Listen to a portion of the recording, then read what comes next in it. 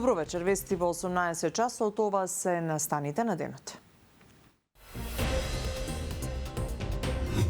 Владата ја продолжи постапката за разрешување на јавниот обвинител Љупчо Коцевски.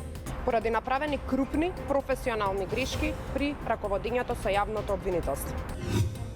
Државниот врв и родителите на загинатите од Пулс, очи во собранието. Ветувањата дека никој нема да биде поштеден останаа само празни зборови. Седницата прекината. На следната се очекуваат заклучоци. Со британската влада не е разговарано за прифаќање на мигранти, ама и доколку се разговара, тоа ќе биде одбиено, тврди премиерот Мицкоски. Сум јас председател на ова влада. Нема да никне ниту еден шатор во кој што ќе бидат сместени илегални мигранти и нема да... СДСМ обвинува за тајни преговори. Ке собираат онлайн потписи. Ова е скандал од невидени размери. Скопјани должат 36 милиони евра по основ на даноци за минатите 5 години, ама засега ќе куртулат од извршители. Најпрво сум да преку диалог најдеме начин.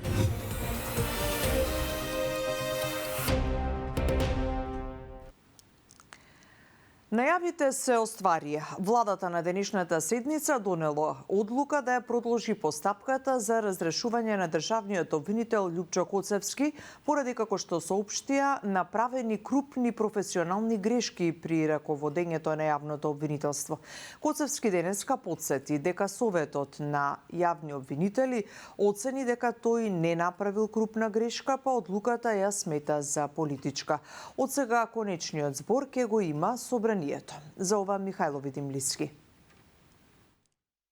Владата ја продолжи постапката за разрешување на државниот обвинител Љупчо Коцевски. Одлуката е донесена на редовна седница, откако постапката беше стопирана поради истрагата за трагедијата во Кочани и ќе биде доставена до собранието. Оттаму како причини ги образложуваат направени крупни професионални грешки во раководењето, што довело до нарушување на ефикасноста и функционалноста на јавното обвинителство. Со тоа велат од влада, Коцевски го прекршил членот 82 став 1 од Законот за јавно обвинителство, според кој е должен да го чува угледот на функцијата што ја врши. По претходно добиено мислење од страна на Советот за јавни обвинители, му предлага на собранието од функцијата јавен обвинител на Република Македонија да го разреши Љупчо Коцевски, поради направени крупни професионални грешки при раководењето со јавното обвинителство, што доведува до нарушување на ефикасноста и функционалноста на јавното обвинителство. Неовластено изнесување на информации и податоци за судски предмети, со што ја повредил обврската за заштита на тајноста на постапката согласно закон. Нарушување на угледот на јавното обвинителство и неговиот личен углед, не постапувајќи согласно обврските кои што се предвидени во Уставот, законите и меѓународните договори ратификувани во согласност со Уставот. Дека постапката за негово разрешување ќе продолжи, пред неколку дена најави и премиерот Мицкоски на брифинг со новинарите. Денеска Коцевски ова го искоментира како политичка одлука, а прашан околу тоа дали има правни дилеми околу постапката за негово разрешување. Рече дека не сторил тешка дисциплинска повреда како што предвидува законот, а тоа го потврдило и мислењето на Советот на јавните обвинители. Тоа е нивна политичка одлука, јас и понатаму ќе работам правилно, законито, честно, така да околу тој дел немам што повеќе да кажам. Согласно законот, важечкиот закон, јас треба да сторам тешка дисциплинска повреда. Тоа Советот за јавни обвинители го констатираше дека од моја страна не е сторена тешка дисциплинска повреда. Понатаму постапката оди предлогот во влада, односно влада може да го достави до собранието, тоа не е моја надлежност. Советот на јавните обвинители во април даде негативно мислење за разрешување на Коцевски. Тогаш тројца членови гласаа да се прифати предлогот, а 6 члена гласаа против. Сепак мислењето на Советот не е обврзувачко за пратениците. Според членот 88 од Законот за јавно обвинителство, државниот обвинител се разрешува пред истекот на мандатот поради тешки дисциплински повреди или ако е член на политичка партија. Пред истекот на мандатот во 2017-та, претходната власт го разреши и тогашниот јавен обвинител Марко Зврлевски. Башким Бесими е избран за нов председател на Советот на јавни обвинители, одлучи Советот на денешната седница. Предлогот за избор на Бесими беше поднесен од членот на Советот Зорица Павлович и беше поддржан со 8 гласови за од вкупно 11 членови. При гласањето имаше 3 неважечки ливчиња. Изборот следи по престанокот на функцијата на претходната председателка Душица Димитриевска, поради истек на мандатот на 1 октомври годинава. Бесими досега ја извршуваше функцијата заменик председател на Советот. За нов заменик председател беше избрана Маријана Илиевска. Ќе се залагам за сите јавни обвинители во Република Македонија да бидат заштитени од секоја смисла. Исто така и пред медиумите ќе бидем секојаш достапен. Во делот на јавното обвинителство нема забелешки. Значи и во дел за Советот нема забелешки и во тој дел ми е веќе и во седница ќе го разгледаме тој дел и ќе излеземе со став. Односно мешањата, ја ве убедувам дека во Советот на јавни обвинители одлуките се носат со мнозинство и нема мешање. Неполни 3 часа траеше седницата на постојната анкетна комисија за заштита на човековите слободи и права, која расправаше за трагедијата во кочанската дискотека Пулс, по барање на семејствата. Продолжението на кое се очекува да се усвојат и заклучоци дополнително ќе биде закажано. На седниците дојдоа и председателката Силјановска Давкова и премиерот Мицковски, но не и јавниот обвинител Коцевски, за како што објавија да не влијае на судскиот процес. Таму беше Маја Стојановска.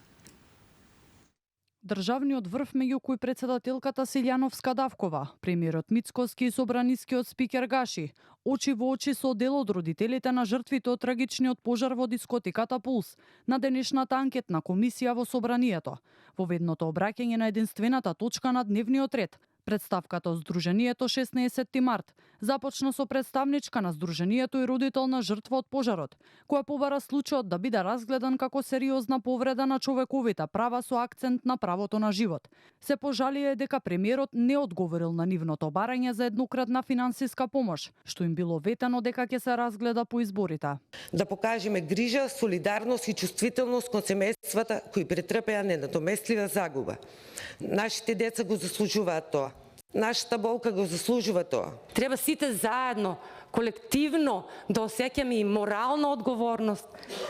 Сите. Значи, за да биде и вашето дете безбедно, и моето, и нивното, и сечие дете да биде безбедно. Предходно пратеничката од ВМРО ДПМН Иванка Василевска побара изземање на Димитар Апасиев како председател на комисијата, со образложение дека тој во неколку наврати во неговите изјави покажувал пристрасност и давал оценки за обвинението. Апасиев пак го отфрли нејзиното барање, велејќи дека уставните начала гарантираат вакви постапки во законодавниот дом. Да се изземете и да не председавате со постојаната анкетна комисија по ова прашање, бидејќи имате предефинирано и јавно изразено правно мислење за суштинските елементи на предметната судска постапка. Но согласно Уставот, наодите на комисијата се основа за поведување постапка за утврдување одговорност на носителите на јавни функции. Каква одговорност? Па се разбира дека политичка одговорност. Оливер Спасовски од опозицијската СДСМ пак дебатата во собранието ја нарече клучна за тоа дали промените во системот ќе бидат декларативни или суштински и повика барањата на родителите да бидат разгледани и уважени. Игнорирањето на било кого во државата е најлошото нешто. А посебно сметам дека игноранскиот однос кон семејството на загинатите нема да биде во функција на градење на систем.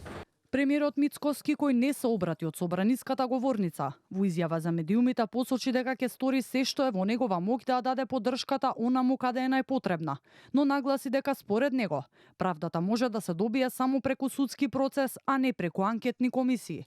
Тој не сакаше да коментира во однос на барањето за еднократна финансиска помош на родителите. Ги слушнавме исто така дискусиите на делот организациите како Супорт Кочани, кој е следен, и делот дискусиите на некои од пратениците. Така што, за да не биде дека ќе успеат континуираните лаги на опозицијата да станат вистина, како по обичај, сите тие лаги им се распрснуваат во рака како обична лага, а вистината е сосема поинаква. На седницата поканет бил државниот јавен обвинител Љупчо Коцевски, но тој преку допис испратен до собранието образложил дека нема да присуствува на анкетната комисија, предупредувајќи дека паралелни постапки пред комисијата можат да компрометираат истрагата и судската постапка. Одредени докази и сведоци можат да се компрометираат со оглед дека се води судска постапка, а она што беше барање од страна на председателот на собранието, речиси ги опфаќаше истите оние да речем прашања што и јавното обвинителство води постапка. Седницата беше прекината по 3 часа откако беше исцрпена дискусијата. А Пасиев нагласи дека на продолжението што дополнително ќе се закаже, очекува да бидат усогласени и усвоени заклучоци. Во меѓувреме се очекува и формирањето на анкетната комисија, која беше предложена од парламентарното мнозинство, на која покрај пожарот во Кочани ќе бидат опфатени и пожарот во модуларната болница во Тетово и сообраќајните несреќи во Ласкарци, Беса Транс и Дурмотурс. Новиот председател на антикорупцијската комисија Адем Чучул најавува дека ќе ги проверат наводите за двата, како што ги нарекоа од СДСМ, скандала во врска со милионски тендери. За првиот случај со набавката на софтвер веќе постапувале, а ги проверувале и наводите за вториот, кој се поврзуваше со директорот на СОЗР Ивица Томовски. За ова Афродита Рамос. СДСМ веќе поднела пријави, а на наредниот колегиум ДКСК ќе оценува дали ќе отвори предмет за наводите за директорот на СОЗР Ивица Томовски, вели новиот прв антикорупционер Адем Чучул. За случајот со компјутерската фирма пак, која со двајца вработени за 6 месеци, наводно заработила речиси 9 милиони евра, веќе се постапува, додаде Чучул. Во конкретниот случај се спомнуваат голем број на добиени тендери, значи треба да се оцени, да се утврди фактичката состојба, чива е фирмата, историјатот на фирмата и во кои институции има добиено тендер. Значи по отварање предмет, утврдување фактичка состојба ќе оцениме. За трите тендери отворен предмет, за наредните ќе оцениме на ДПД.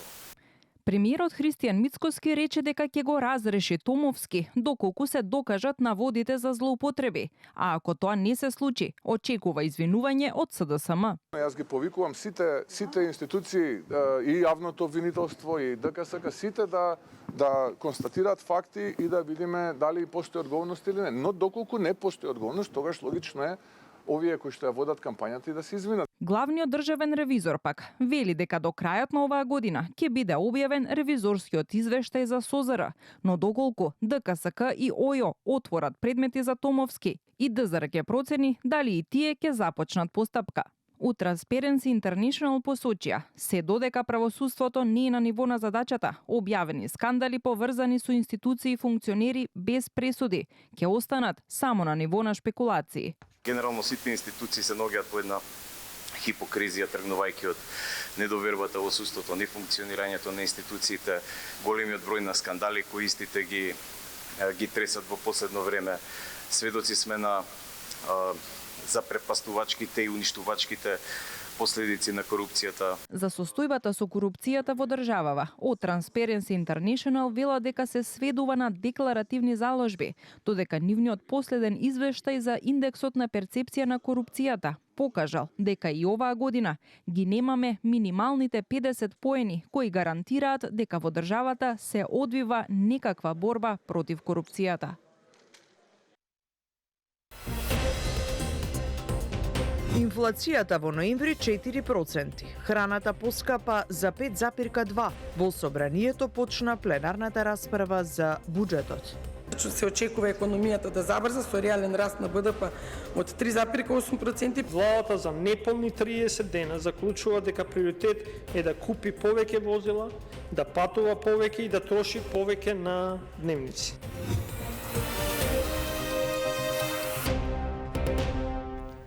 Премиерот Мицкоски е категоричен дека во Македонија нема да има мигранти од Велика Британија.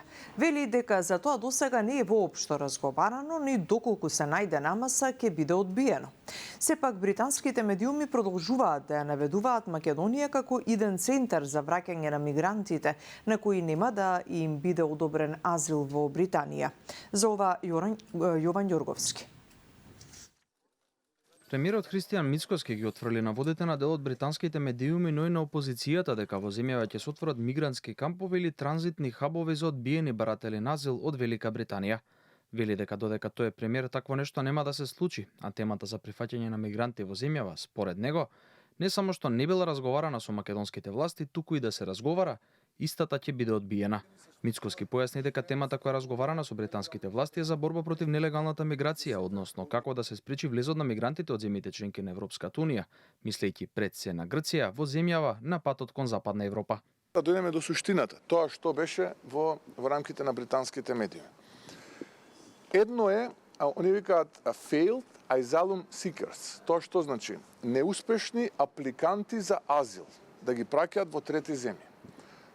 Да потенцирам и да кажам јасно и гласно пред македонската јавност дека таква тема не е разговарана. Но доколку се разговара, исто така ќе биде одбиена од наша страна. Што е разговарано? Разговарано дека заеднички ќе се бориме против илегалната миграција. Како аргумент дека никогаш прифаќање на мигранти не биле тема, Мицкоски ја посочи идеолошката припадност на ВМРО-ДПМН како партија што секогаш била против нелегалната миграција. Ги гледам овие салта гимнастики кои што ги прави опозицијата на отворена сцена. Прво да кажам дека не само што не е вистина, туку вака за мене представува на вистина чудно. Тие се фаќаат за тема која што е тотален антипод од нивната политика и природно припаѓа на политиката на ВМРО-ДПМН. Анти-илегалната имиграција ВМРО-ДПМН е по основен столб, по фундаментални темелни вредности на кои што почива партијата. Дека сум јас председател на оваа влада, нема да никне ниту еден шатор во кој што ќе бидат сместени илегални мигранти и нема да примиме ниту еден илегален мигрант. Дел од британските медиуми изминатите неколку дена пренесуваа дека нивната земја би можела да депортира одбиени баратели на азил во Македонија. Во текстовите објавени на The Times, Telegraph, The Sun, Daily Mail и Британски експрес се наведува дека двете земји се во фаза на преговори, според кои Македонија би добивала финансиска помош од 20.000 фунти за секој прифатен мигрант. А финалниот план би имал за цел да ги охрабри одбиените баратели на азил во Британија да бараат работна виза и азил во Македонија. А опозицијската СДСМ покрена онлайн петиција против мигранти во земјава. Партискиот лидер Филипче обвини владата за тајни преговори, поклонувајќи доверба на пишувањата на британските медиуми. Јана Јосифовска. Владата на ВМРО-ДПМН е тајно преговара за прием на мигранти во Македонија по договорот со Велика Британија, но тоа нема да го дозволиме по ниту една цена, порача лидерот на СДСМ Венко Филипче и ги повика граѓаните да се спротистават на, како што рече, тајниот план на власта Македонија да стане дестинација на мигранти, прашувајќи дали тоа е цената за кредитот од 6 милиарди евра од Велика Британија. Филипче најави онлайн петиција како прв чекор за да се спречи евентуален влез на мигранти, а доколку се покаже дека таа не е доволна, најави и други посилни чекори.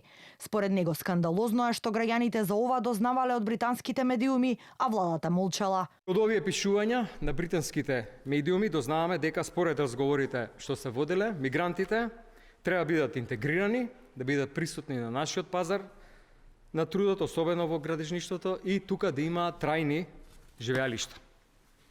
Дури има и детални информации дека Велика Британија ќе исплаќа на Македонија 20.000 фунти по депортиран мигрант, согласно новиот договор за така наречени повратни центри. И се тоа, замислете, македонските граѓани го дознаваат од странски медиуми. Ова е апсолутно недозволиво. Ова е скандал од невидени размери. Дали може да очекуваме дека на мигрантите ќе им бидат дадени македонски пасоши и ќе бидат гласачка машинерија на ВМРО-ДПМН?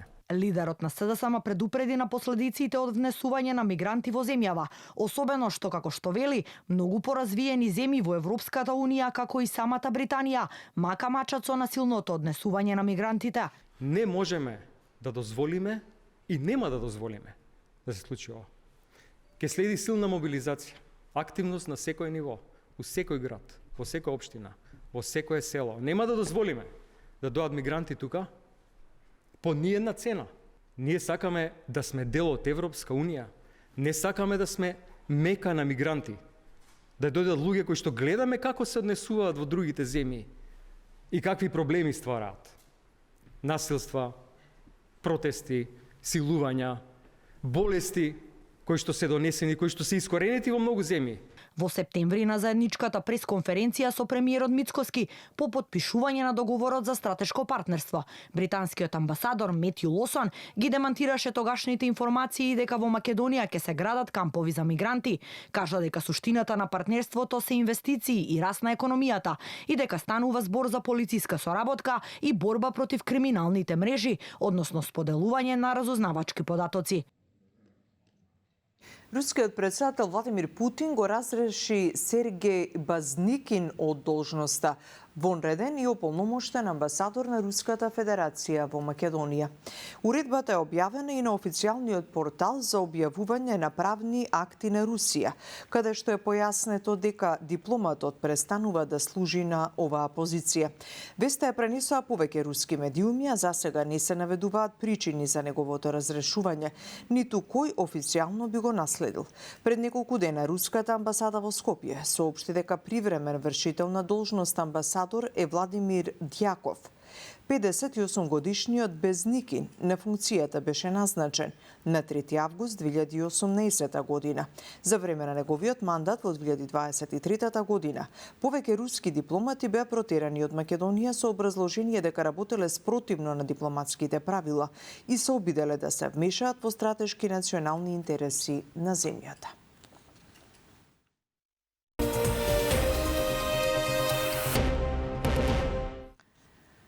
Во Собранието почна расправата за предлог буџетот за 2026 година, дополнет со усвоените неколку амандмани. Министерката за финансии Кочовска тврди дека тој е развоен и обезбедува стабилност, но опозицијата го критикува. Во меѓувреме, Заводот за статистика објави дека инфлацијата и во ноември била 4%. Повеќе од Сандра Спасовска.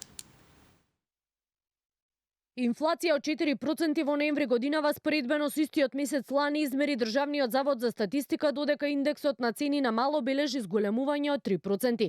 Според статистика, зголемување од 0,5% на инфлацијата има и на месечно ниво, ноември споредбено со октомври годинава, а тоа според податоците главно се должи на зголемените трошоци кај транспортот, рекреација и култура, храна и безалкохолни пијалаци, мебел, покукнини и одржување на домакинствата, ресторани, хотели, здрави, алкохолни пијалаци, комуникации, облека, обувки, домување, вода, електрика, газ и други горива.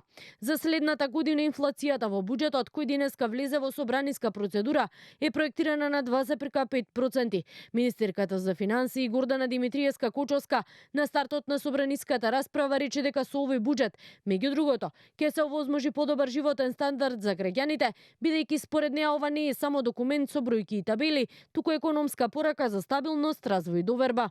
Во 2026 се очекува економијата да забрза со реален раст на БДП од 3,8% предводен од домашната побарувачка. Главен двигател ќе бидат бруто инвестициите, како резултат на поинтензивната реализација на инфраструктурните проекти, особено коридор 8 и 10Д, како и вложувањата во енергетиката, железницата, земјоделството, образованието и здравството.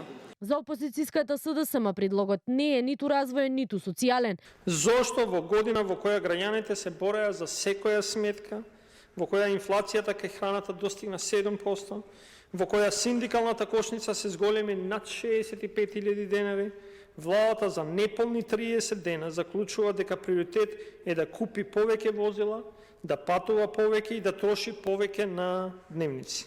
Предлог буџетот за следната година е тежок 6,7 милиарди евра. Приходите се проектирани во вредност од 6,1 милиарда, а буџетскиот дефицит да изнесува 3,5% од БДП или 637 милиони евра. Расправата за буџетот на пленарната седница може да трае најмногу 5 дена.